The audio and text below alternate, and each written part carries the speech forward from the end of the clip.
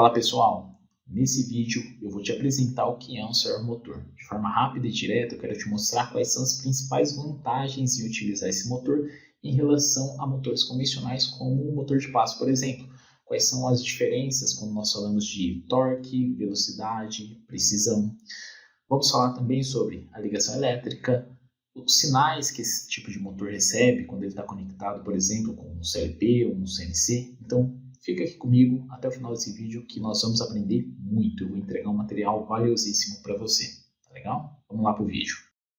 Qual a diferença do servomotor para outros motores?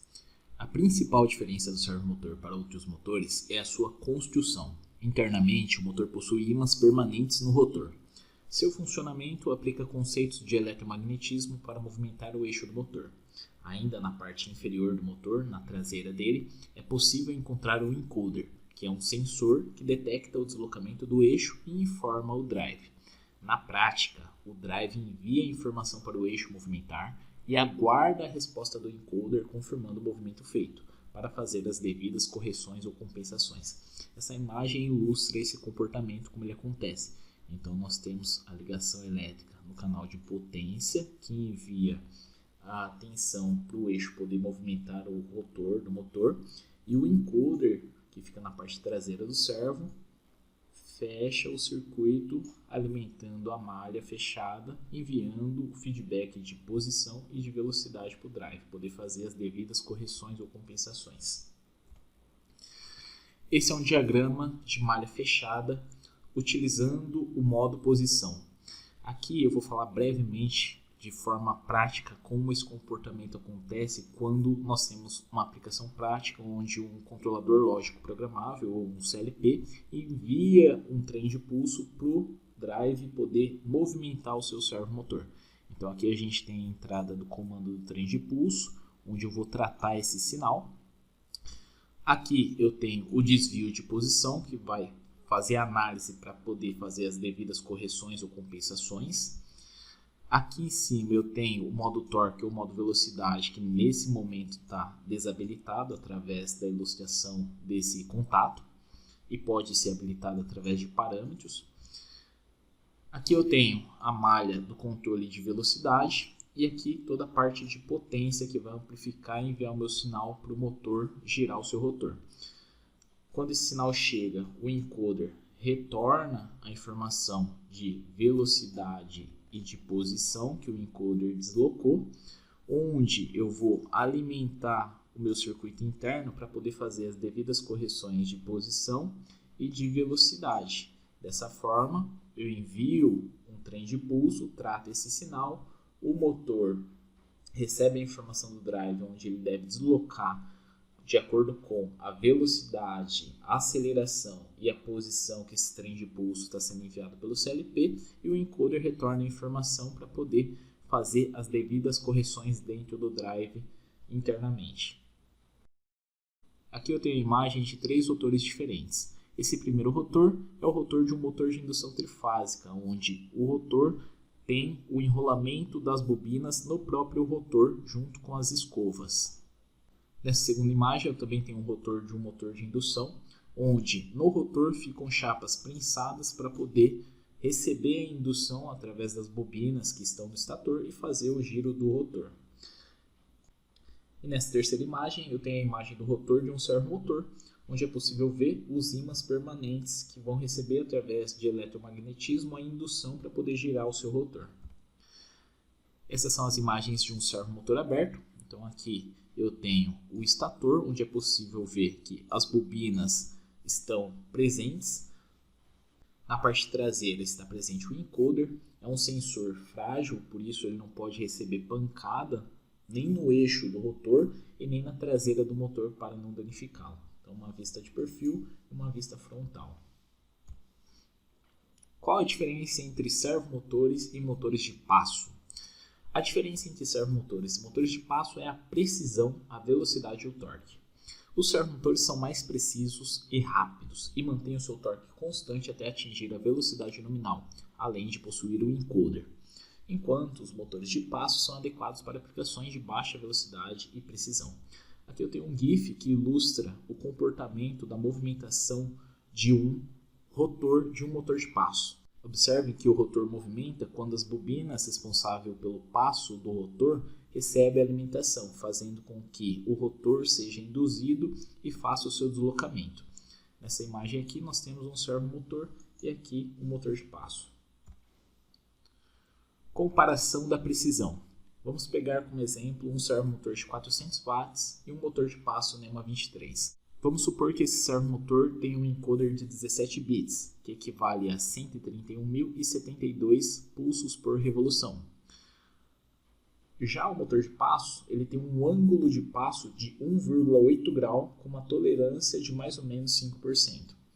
Na prática, a resolução angular eletrônica que nós conseguimos atingir com o servomotor que obtém essa resolução de encoder equivale a 0,0027 graus por pulso, ou seja, a cada pulso que um comando externo, seja ele um CLP ou um CNC, envia para o drive, é possível deslocar 0,0027 graus nesse servomotor com 17 bits de resolução.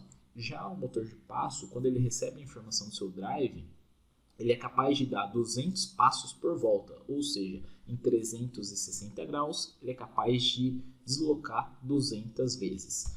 É como se eu tivesse uma pizza e dividisse ela em pequenos pedaços, em pequenas fatias, onde no servomotor, cada fatia equivale a 0,0027 graus. Já no motor de passo, 1,8 graus. Então, essa é a diferença da precisão angular eletrônica que o servomotor consegue entregar se comparado com o motor de passo. Percebam que o servomotor é muito mais preciso. Tá? Quando nós falamos de torque e velocidade nesses motores, o servomotor ele tem uma faixa de torque constante quando ele trabalha com a velocidade máxima nominal. Por exemplo, um servomotor de 400 watts, velocidade máxima nominal 3.000 RPM. Observem que o torque ele tem uma faixa constante de comportamento. Até mesmo o torque de pico também, ele é constante até atingir a velocidade máxima ali, no caso desse servomotor de 4.500 RPM. Ele consegue trabalhar com essa faixa de torque de pico constante, mas olhando para o torque onde eu quero utilizar uma velocidade máxima nominal, eu posso utilizar aí o torque de 1,27 constante. Eu posso oscilar a velocidade de 0 a 3.000 RPM e esse torque será sempre o mesmo. Já no motor de passo, nós temos um torque muito alto com baixa velocidade. Então, a velocidade, enquanto ela é baixa, o motor de passo entrega um torque alto. À medida que você vai aumentando a sua velocidade, é natural que esse torque venha caindo. Então, essa é uma particularidade muito interessante entre esses motores. Servomotor, torque constante até atingir a velocidade máxima nominal. Motor de passo, alto torque com baixa velocidade. À medida que você aumenta a velocidade, esse torque vem caindo. Tá bom? O que é um encoder e qual a sua função? O encoder é um sensor que detecta o movimento do eixo do servo. Ele converte esse deslocamento em sinal elétrico, seja ele digital, analógico ou serial, e envia para o drive interpretar a velocidade e posição angular do eixo em tempo real. Existem basicamente dois tipos de encoder, o encoder incremental e o encoder absoluto. O encoder incremental requer que o servomotor faça uma rotina de referenciamento, também chamada de roaming, cada vez que o drive é desenergizado, ou seja, foi desligado da energia da rede elétrica, é necessário fazer uma nova rotina de referenciamento de roaming quando você liga esse drive. Já o encoder absoluto, ele mantém a informação da posição do eixo, ou seja, a informação da posição do encoder mesmo sem energia no drive. Então, ele está trabalhando, foi desenergizado, ele mantém a informação da posição que ele se encontra, que o eixo está, mesmo quando você retoma a energia no drive, ele não perdeu aquela posição. Aqui nessa imagem nós temos um encoder com 3 sensores que enviam sinais de posição o tempo todo enquanto o eixo está girando. Normalmente esses canais são chamados de canal A, B e Z. Cada um desses canais envia um sinal elétrico de tensão à medida que o disco vai girando para que ele possa fazer a leitura da posição e da velocidade angular.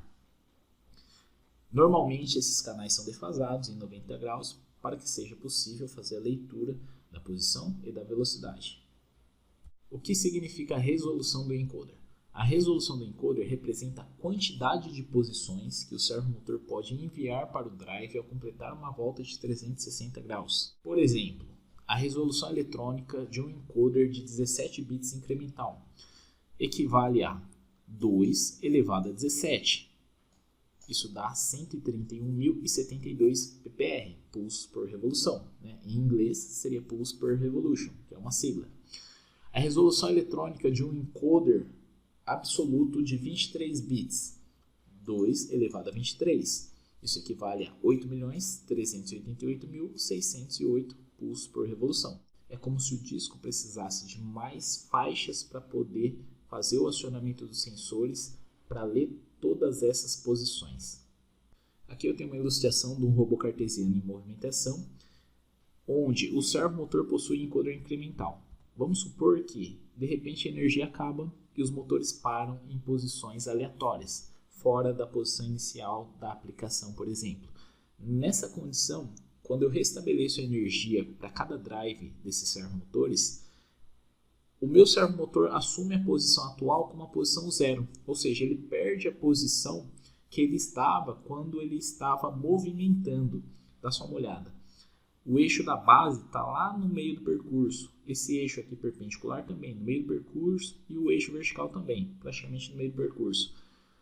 Quando eu retomo a energia, eles vão assumir essa nova posição como uma posição zero, o que não é verdade, porque se ele assumir essa posição como uma posição zero, quando ele for deslocar, vamos supor que ele vai enviar para o final do curso de cada eixo, ele vai bater, porque se a posição zero ele já está na metade do deslocamento, ele vai deslocar até o final, imaginando que ele teria mais percurso e ele vai chocar contra a mecânica.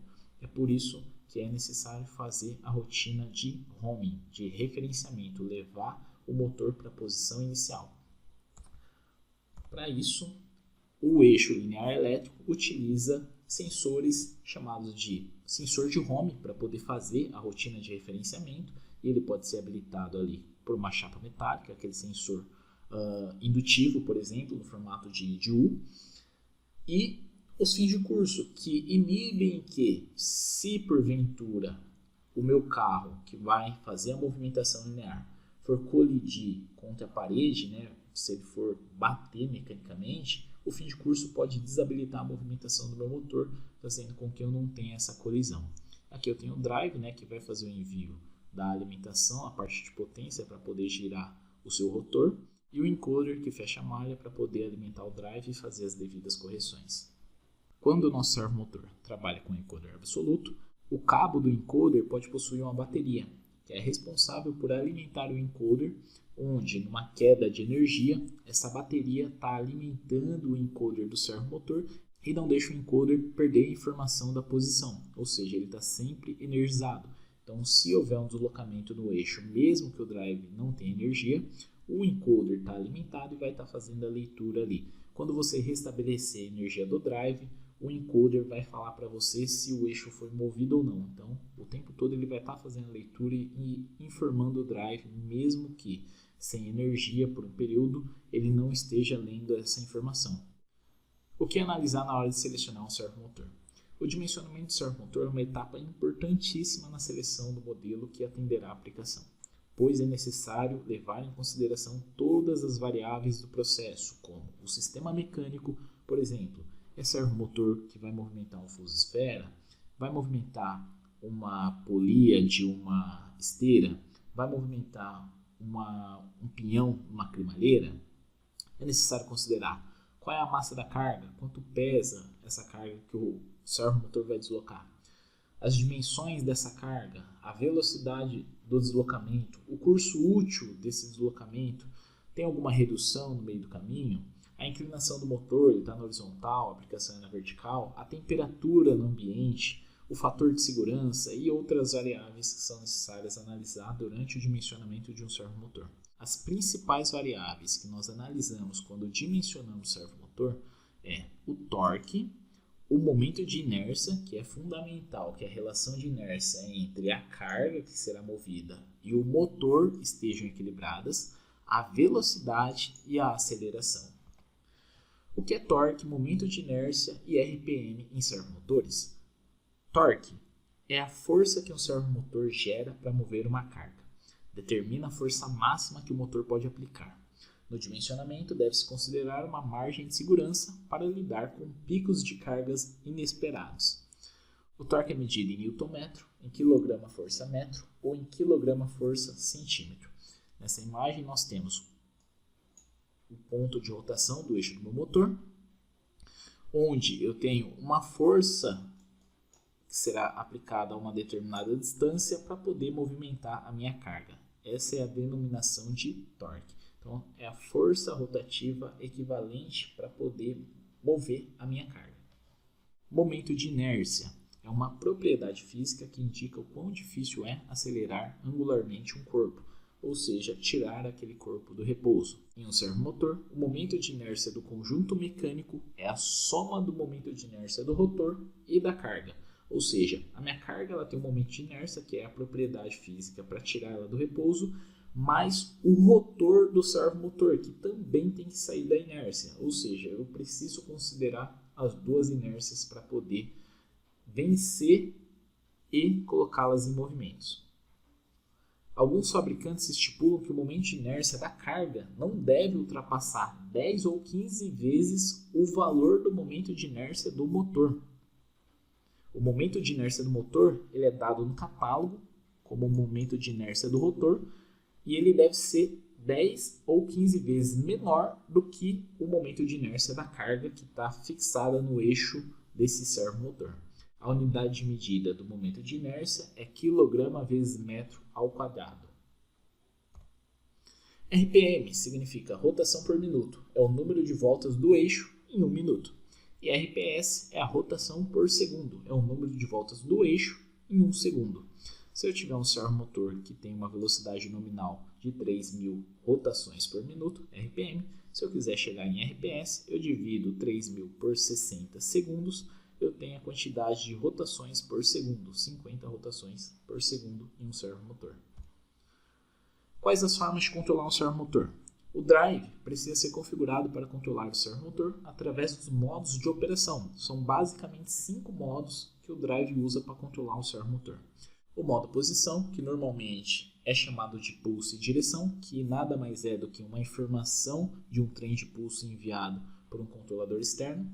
O modo velocidade, o modo torque, o modo standalone e as redes industriais.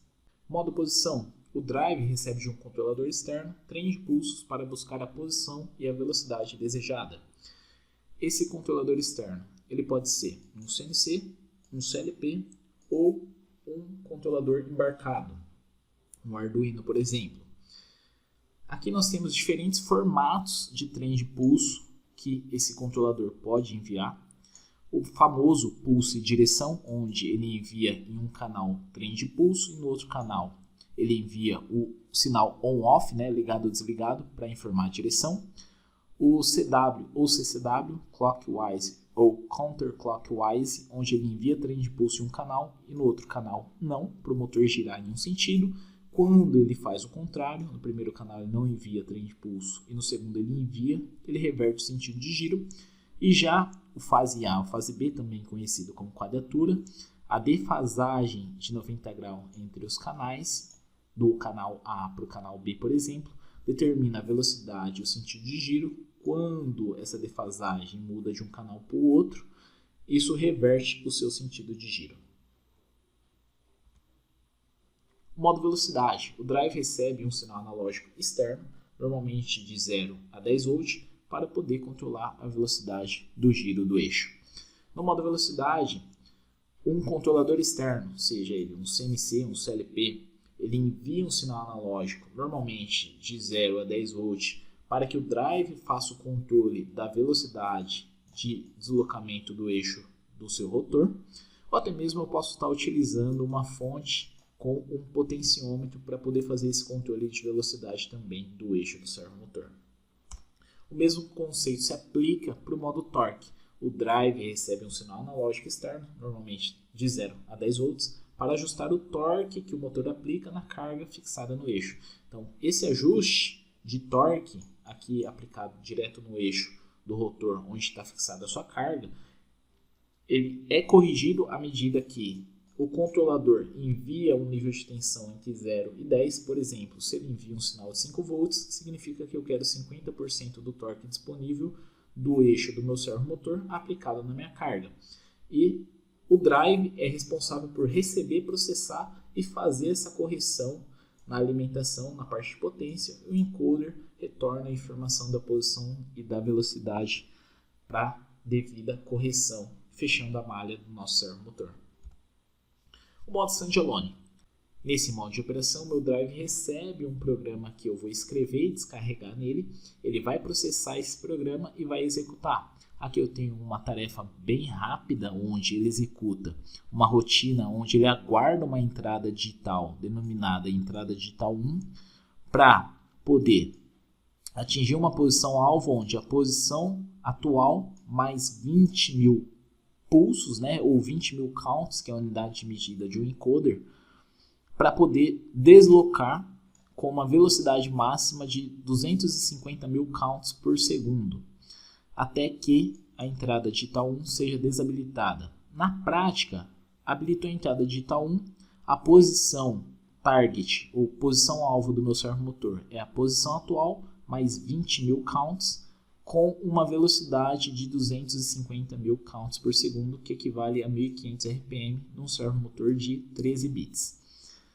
E aguarda, o till aqui significa condição barrada, e aguarda a entrada I1 desligar.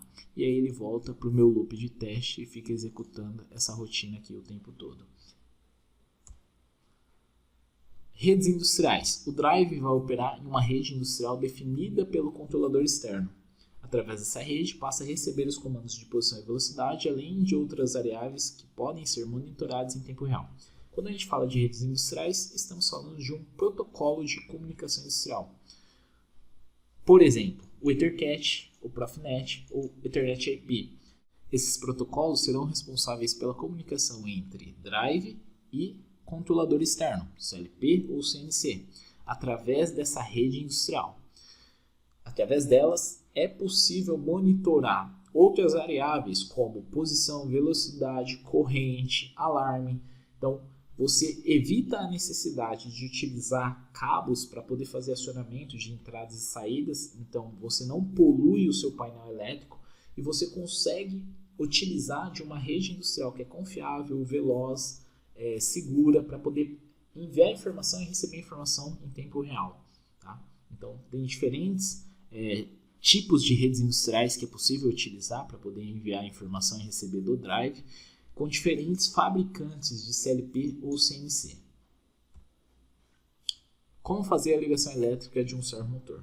Na prática, a ligação elétrica deve seguir as orientações do manual do fabricante. De forma geral, o conjunto é ligado dessa maneira.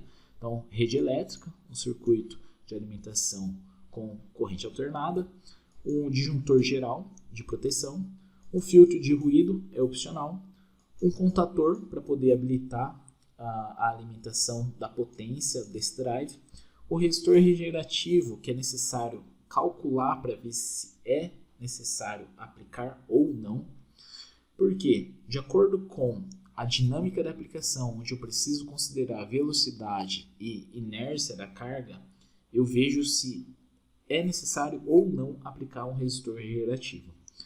A parte de potência, que vai alimentar as bobinas do meu estator para poder mover o meu rotor.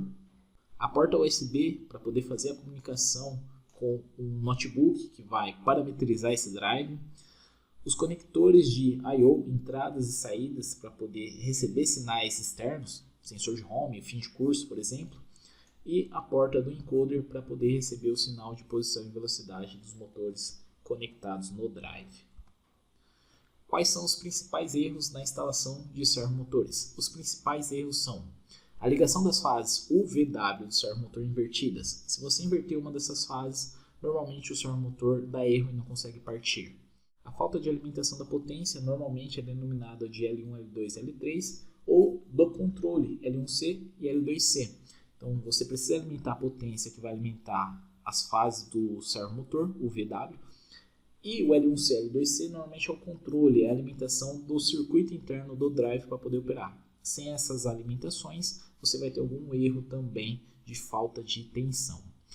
A falta de alimentação de 24 volts do freio, caso o servomotor tenha. Então o servomotor tem um freio para poder operar e o drive precisa de 24 volts de uma fonte externa e você não utiliza. Isso também pode fazer o freio ficar o tempo todo acionado. Quando você vai tentar mover o servomotor, ele começa a entrar em falho por picos de corrente alta. A falta de aterramento no drive, todo servo drive precisa ser aterrado para poder trabalhar de forma correta. E não respeitar as distâncias de fixação do painel e inclinação do drive quando você instala ele no painel. Tá? Então, o fabricante estipula as distâncias e a inclinação que esse drive pode operar. Quais são os principais problemas que podem ocorrer? São eles: a falha na partida devido ao pico de corrente. Então vamos supor que o servomotor foi subdimensionado. Naturalmente ele vai dar picos de corrente porque ele não tem potência suficiente para tirar aquela carga da inércia, do repouso. O erro de posição. Não foi feito, por exemplo, uma rotina de auto-tuning para ele verificar a massa da carga e poder trabalhar com ela. Então, quando você tenta trabalhar com esse servomotor e tem uma dinâmica muito alta, com acelerações e desacelerações altas, ele pode começar a dar erro de posição por não conseguir parar na posição desejada. A vibração, que também é uma causa de parâmetros incorretos, ou até mesmo a ausência do auto-tuning com a carga fixada no eixo do motor. A falha de resposta do encoder pode ser devido a alguma ligação elétrica, inversão de algum cabo ou um mau contato. E o superaquecimento por sobrecarga, um servomotor que não foi ajustado os seus parâmetros corretamente ou também não foi dimensionado corretamente e está aquecendo por uma sobrecarga. Para você que chegou no final do nosso vídeo, não deixe de seguir, curtir, compartilhar. Deixe o seu comentário aqui também, eu faço questão de responder cada um individualmente. Aproveita o nosso acesso promocional ao curso de servomotores, o link está na descrição. Lá a gente ensina do zero ao avançado como que se trabalha com servomotores na prática dentro da indústria, desde a ligação elétrica até a parametrização. Aproveita a oferta especial, tá legal? Um abraço e até o próximo vídeo.